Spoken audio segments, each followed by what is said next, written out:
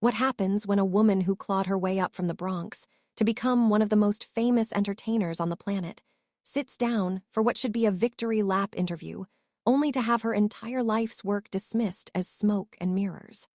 What you're about to witness is one of the most shocking confrontations in daytime television history. The moment when Jennifer Lopez, a woman who has spent 3 decades perfecting her public image, finally let the mask slip and showed the world exactly what happens when you push her too far. The studio fell silent. The audience held their breath, and Joy Behar realized perhaps too late that she had picked a fight with the wrong woman. Before we dive into this explosive story, make sure to subscribe and drop a comment below because, trust me, you're going to want to talk about this one. The studio lights were blinding as Jennifer took her seat at the famous table. She looked flawless as always. Her hair was perfect. Her makeup was perfect. Everything about her presentation screamed control, precision, and an attention to detail that had become her trademark over 3 decades in the spotlight.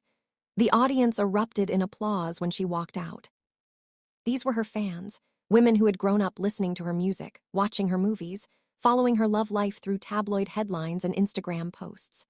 They cheered for the girl from the block who had made it all the way to the top. Whoopi Goldberg opened the segment with genuine warmth. Our next guest needs no introduction. She's a singer, an actress, a dancer, a producer, a businesswoman, and honestly, I'm probably forgetting about 5 other things. Please welcome the incredible Jennifer Lopez.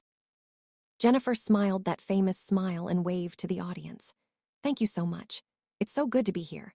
I've always loved the show. The interview began smoothly enough. Sarah Haynes asked about the documentary and Jennifer lit up talking about the process of looking back at her life, the vulnerability of letting cameras capture both her triumphs and her struggles.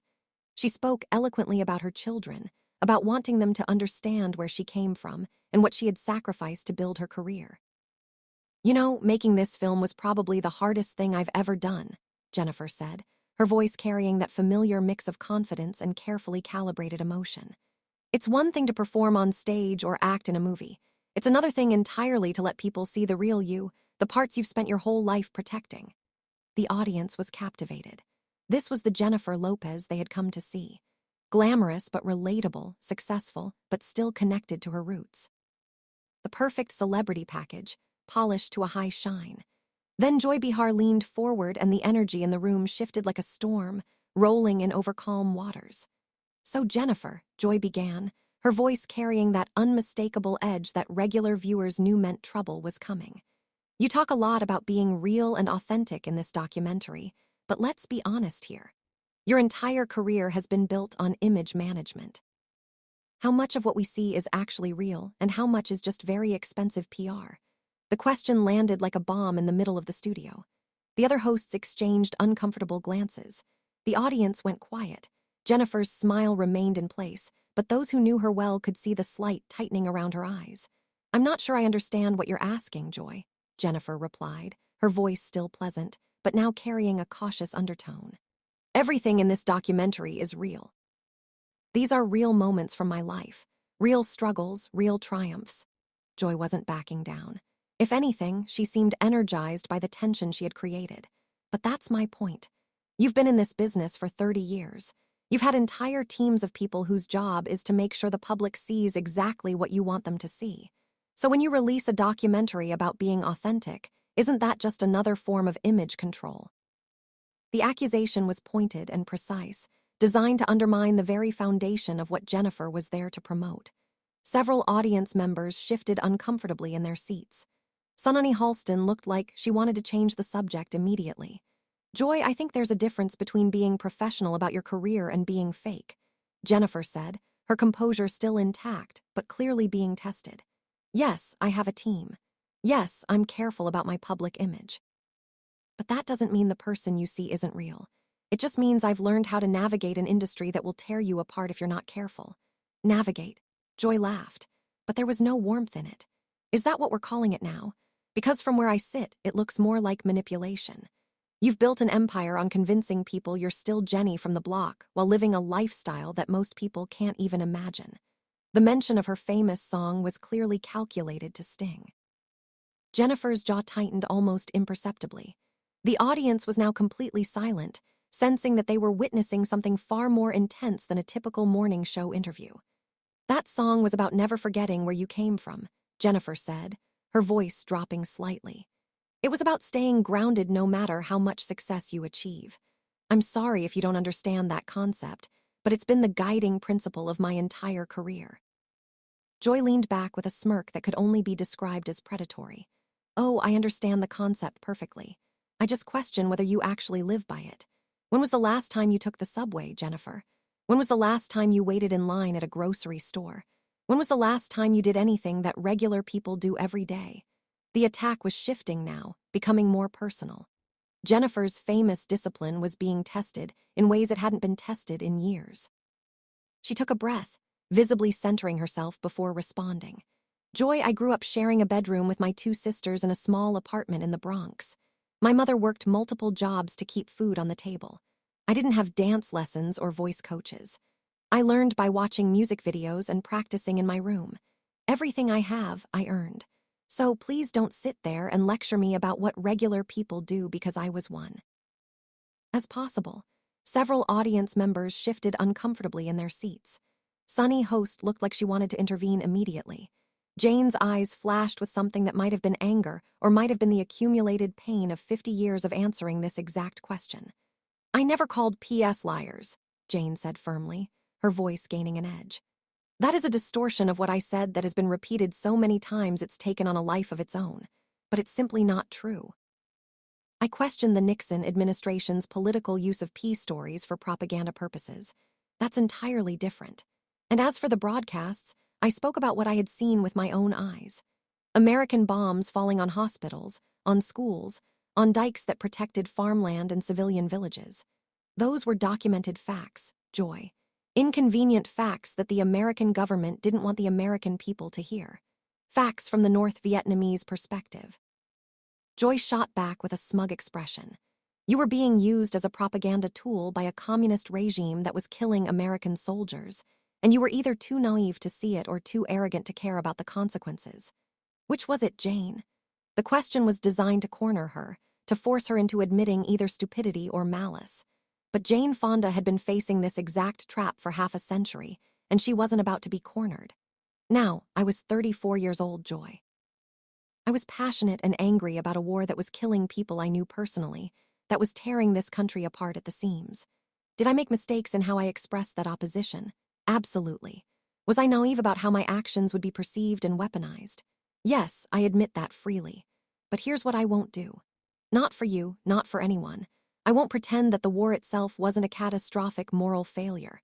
I won't pretend that the men who orchestrated it weren't the real villains. I won't pretend that opposing mass death was somehow a betrayal of American values. She leaned forward, her intensity filling the space between them like an electrical charge. And I won't be lectured about patriotism by people who think loving your country means never questioning it, never challenging it, never demanding it live up to its ideals.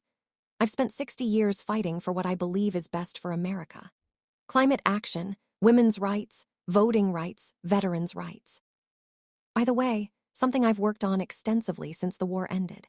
So before you reduce my entire 8-decade existence to one photograph taken 50 years ago, maybe consider the totality of what I've actually done with my life. The counterattack was powerful and articulate, delivered with the precision of someone who had honed these arguments through thousands of similar confrontations. But Joy wasn't ready to surrender the offensive. That's a lovely speech, Jane. Very polished.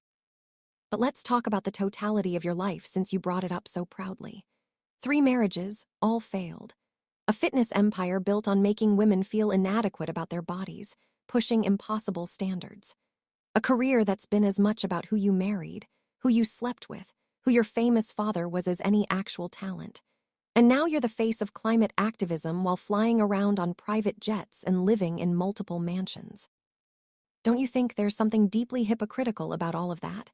The attack was breathtaking in its scope and viciousness, hitting Jane's personal life, her business ventures, her talent, and her activism all at once. Several audience members gasped audibly. Even Whoopi's expression had hardened noticeably at the cruelty of Joy's comprehensive assault. Jane sat very still for a long moment, and when she spoke, her voice was quiet, but carried a steel that made everyone in the studio lean forward to listen. Let me address each of those points individually since you've decided to make this deeply personal. Her eyes locked on Joy's face with an intensity that made the host shift uncomfortably in her chair. My marriages. Yes, I've been married 3 times. To Roger Vadim, who helped me discover my own sexuality and power as an actress when the industry wanted me to be nothing but Henry Fonda's pretty daughter. To Tom Hayden, with whom I spent 17 years fighting for social justice and raising 2 wonderful children who I'm immensely proud of. To Ted Turner, with whom I learned about business and media and global thinking, and ultimately about my own deep need for independence and autonomy. She paused, her voice gaining a sharp edge. Each of those relationships taught me something essential about myself and about life. I don't consider them failures. I consider them chapters in a very long, very full book. The only failure would have been staying in situations that weren't working out of fear of what people like you might say about me. Her gaze intensified as she continued. My fitness empire. I created those workout videos after spending years recovering from bulimia and body dysmorphia, eating disorders I struggled with for 3 decades. I created them specifically to help women feel strong, not skinny, strong. The fact that you would characterize that work as making women feel bad about their bodies shows how profoundly you've misunderstood what I was trying to accomplish. Those videos helped millions of women around the world take control of their physical health. I still receive letters from them today, 40 years later. Her voice dropped to something more dangerous, more controlled. As for my career being built on who I married or who my father was, I have 2 Academy Awards, Joy, 7 nominations, a career spanning 60 years with performances that are studied in acting schools around the world to this day. I was one of the first actresses in Hollywood history to demand equal pay and meaningful creative control over my projects. I produced my own films when no studio would give women those opportunities. So, please enlighten me further about how my career was built on anything other than talent, discipline, and extremely hard work against tremendous odds. The audience had begun to murmur with approval, but Jane was far from finished. And finally, the hypocrisy charge, the favorite weapon of people who want to silence anyone advocating for change. Yes, I live comfortably. I've earned that comfort over 60 years of work that has generated billions of dollars in economic activity. But I also give away the vast majority of my income to causes I believe in. I've been arrested 5 times in the past few years alone protesting for climate action, spending nights in jail cells at 80+ years old. I've put my body on the line for my beliefs at an age when most people are sitting comfortably at home criticizing others from the safety of their couches. She turned to look directly at the audience, then back at Joy with an expression that could only be described as withering. I don't claim to be perfect. I don't claim to have all the answers. I don't claim my lifestyle is beyond criticism, but I absolutely claim the right to keep fighting for what I believe in, and I will not be shamed into silence by someone who has never risked anything meaningful for any cause in her entire comfortable life. The accusation landed with devastating precision. Face flushed a deep red. I've taken plenty of risks on this show over the years, Joy protested, but her voice had lost its earlier confidence and edge. Have you really? Jane's smile was thin and carried absolutely no warmth. What risks exactly? That some viewers might disagree with your hot takes, that you might receive some angry tweets from strangers. I've had credible death threats for 50 years, Joy. I've been hanged in effigy by mobs. I've had my films boycotted by entire states. I've had my patriotism and my humanity questioned by people who have never served anything larger than their own egos and bank accounts. That's actual risk. Sitting at a comfortable table and offering safe opinions to people who already agree with you is not risk. It's a very well-paying job. The distinction was so clear and so cutting that Joy seemed momentarily unable to formulate any response. You want to talk about my life? Jane continued, her voice rising with decades of accumulated fire. Fine, let's talk about all of it. The full picture you seem so eager to paint. Let's talk about growing up with a father who couldn't express love, who was so emotionally unavailable that I spent decades in therapy trying to understand why I never felt good enough for him, even when I won Oscars. Let's talk about my mother's suicide when I was 12 years old, and how that trauma shaped everything that came after. Let's talk about struggling with eating disorders and crippling self-hatred for 30 years before I finally learned to accept and love myself. She stood up, her 87-year-old frame somehow commanding the entire studio with the same presence that had made her a movie star 60 years earlier. Let's talk about being blacklisted in Hollywood, about watching my career nearly destroyed because I dared to have political opinions while female. Let's talk about rebuilding from nothing, about finding new ways to be relevant and useful, about refusing to disappear into comfortable obscurity just because some people desperately wished I would. That's my life, Joy. Not the scandalous, easy-to-mock version you want to present for entertainment. The real, messy, complicated, painful, triumphant life of a woman who has never stopped fighting for what she believes in. Joy attempted to regain control of the conversation. I'm just asking the hard questions that a lot of regular Americans want answered honestly. You've been an incredibly controversial figure for decades. Don't you think people have a right to hold you accountable? Accountable for what exactly? Jane's voice was sharp as a blade. For opposing a war that killed millions of innocent people, for advocating for women's rights before it was fashionable or safe. For warning about climate change when politicians were still calling it a hoax invented by the Chinese. History has vindicated virtually every major position I've taken over 60 years. The Vietnam War was wrong. Women deserve full equality. The planet is literally burning.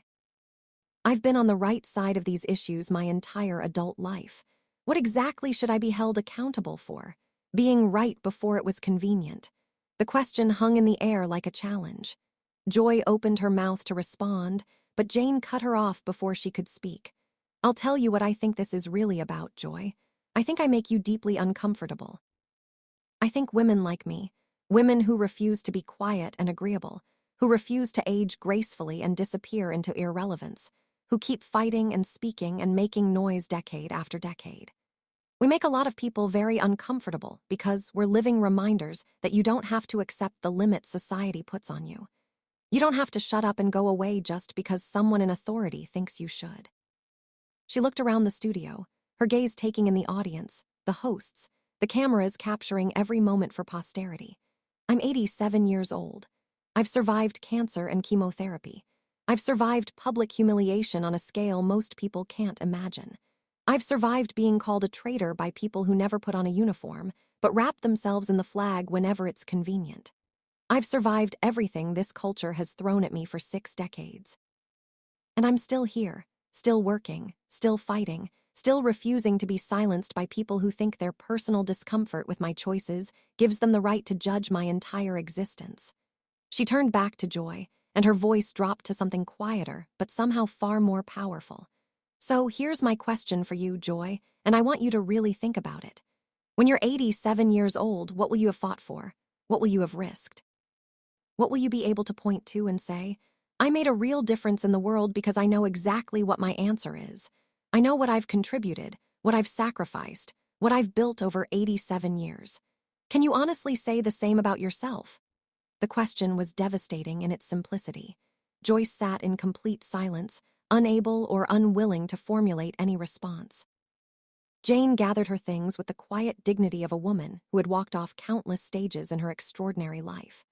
I came here today hoping to have a real conversation about the important work I'm still doing, the causes I still believe in passionately, the life I'm still living fully at 87. Instead, I've been subjected to a hostile rehash of every controversy from the last 50 years by someone who seems more interested in tearing down than building anything up. She looked at Joy one final time, and her expression carried something unexpected. Compassion. I forgive you for this, Joy. I've had to learn forgiveness over the years because holding on to anger only poisons your own soul in the end. But I want you to think about something long after this interview is over. In 50 years, when people look back at this moment, what do you want them to see? A journalist asking genuinely hard questions, or a woman trying to destroy another woman for the unforgivable crime of living a big, complicated, meaningful, consequential life? She paused at the edge of the stage before delivering her final words. I've made peace with my past, all of it. The terrible mistakes, the glorious triumphs, the endless controversies, the constant reinventions.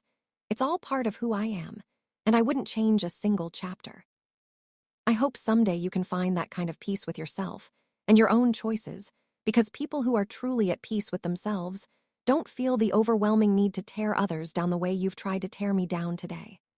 With that, Jane Fonda walked off the stage with the same grace and determination that had carried her through 6 decades of Hollywood and 60 years of activism. The audience erupted in thunderous applause that seemed to shake the walls.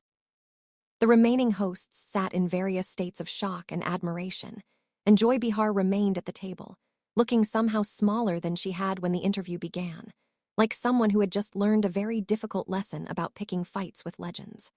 What had started as a promotional appearance had become something far more significant. A woman who had been fighting since before most of the audience was born had shown that the fire never goes out in certain souls. It only burns cleaner, hotter, more focused with each passing year. And she had reminded everyone watching that a life fully lived with all its mistakes and contradictions and glorious complications will always be infinitely more powerful than a life spent safely judging others from the sidelines. What do you think about this incredible confrontation? Was Joy Behar out of line, or was she just doing her job? Drop your thoughts in the comments below, and make sure to subscribe for more stories that will absolutely leave you speechless.